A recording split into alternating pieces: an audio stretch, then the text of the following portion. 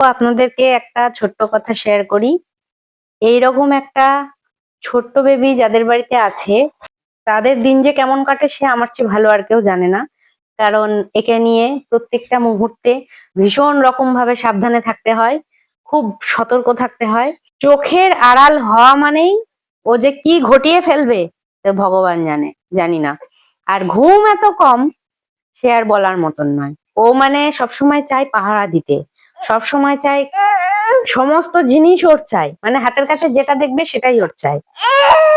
তো হঠাৎ করে কালকে মানে 1 সেকেন্ডও কম সময়ে হাত থেকে খাবলা মেরে নিয়ে একটা কাঠবাদাম মুখের মধ্যে ঢুকিয়ে নিয়েছে। তো সঙ্গে সঙ্গে সেটাকে বের করা হয়েছে দেখে তাই।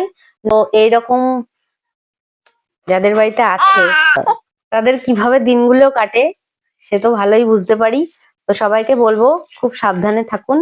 আর এই দেখতে দেখতে 7টা মাস কেটে গেল, আরো বাকিগুলো কেটে যাবে। তো সাবধানে থাকুন, সতর্ক থাকুন, সবাই খুব ভালো থাকুন।